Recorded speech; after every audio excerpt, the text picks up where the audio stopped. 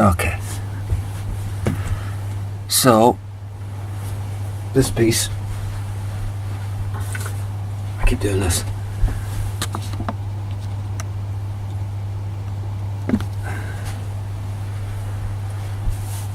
So this piece is about bullying and fuel prices, of all things.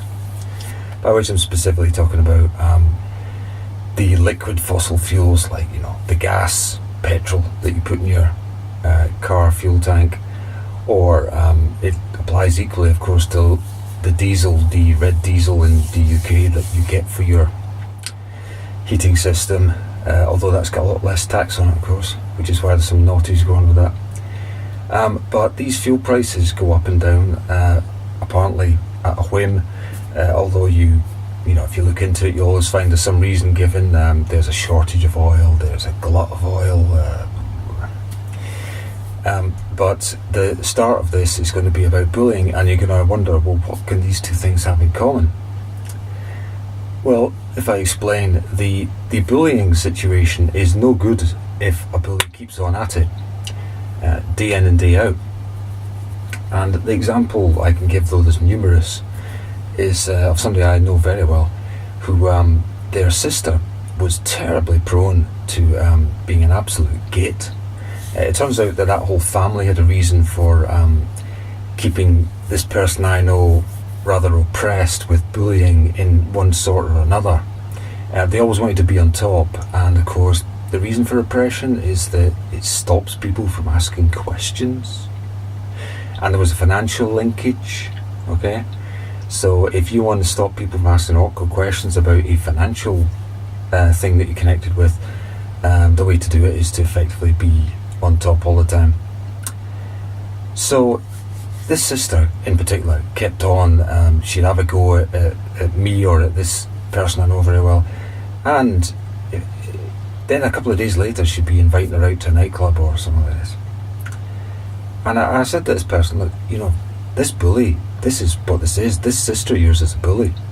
And the reason why she doesn't keep on at it all day, every day, is because you'd start with the obvious defense mechanism, which is to decide that this person is no longer actually family or not, no longer your friend, no longer somebody that you should love, in effect, using that in a friendship, relationship way.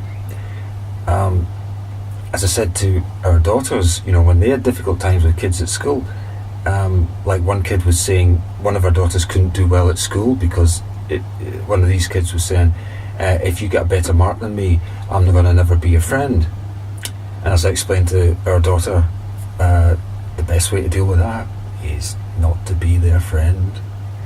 Forget the thing about friendship, just be nice, nod and polite, and do not let them interact with you. This person is over as a friend once they say that. Because that's the only way these people can hurt you. You believe they're a friend, but actually, are they? And when you decide in your mind that they're no longer a friend, and you don't extend them all the courtesies and privileges that you extend a friend, when you start to question the relationship, that's usually the end of it, or the beginning of the end.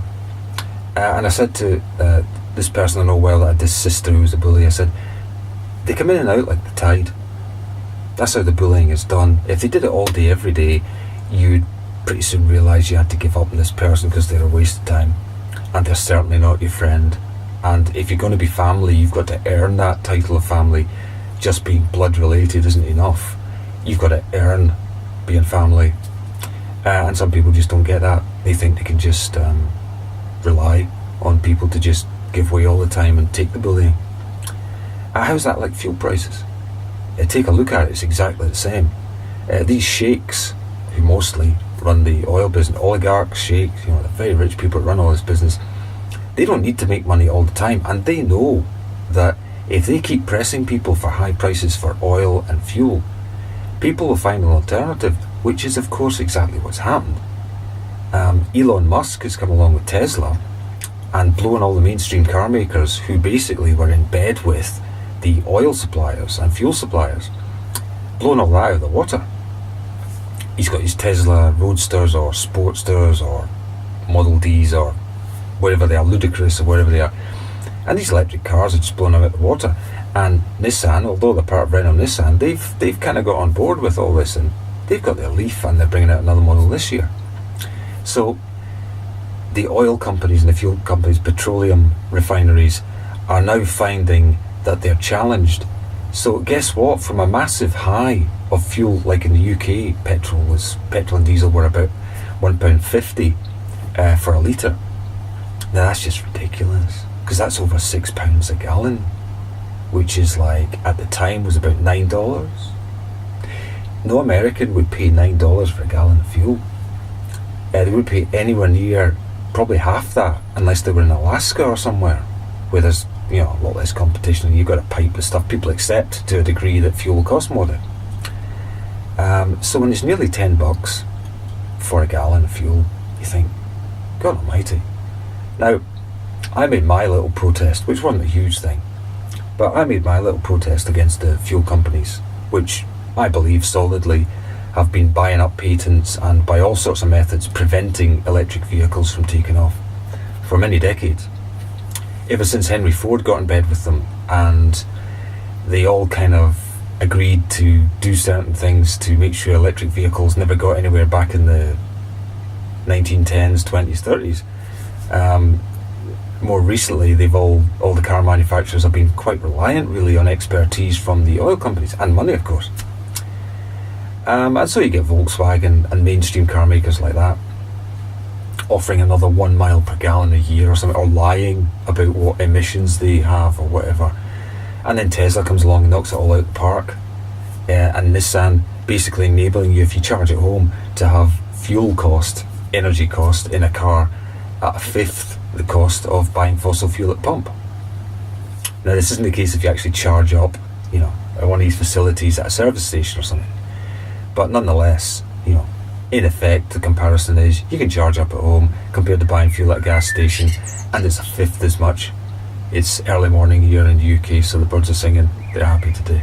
It's in May. So that's the commonality they have.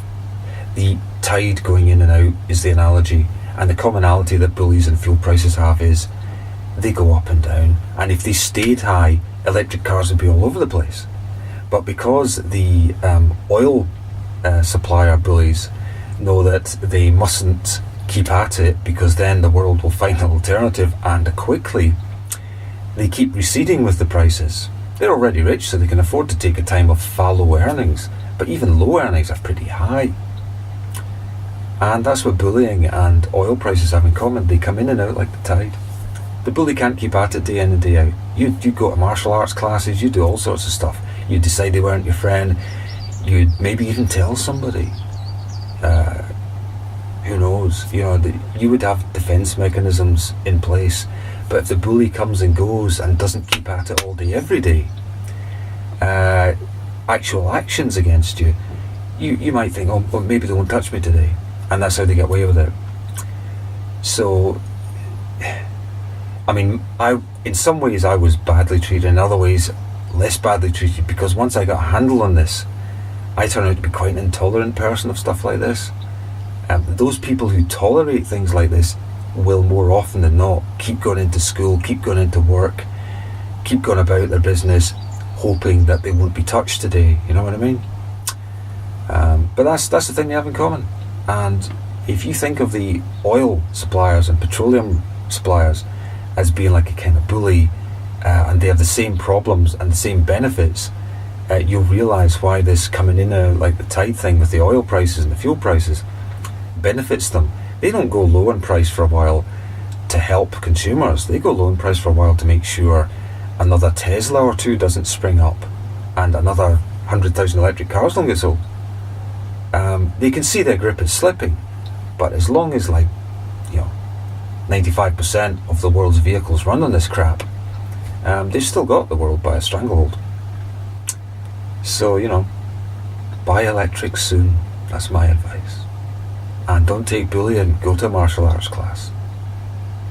Thanks for watching and listening.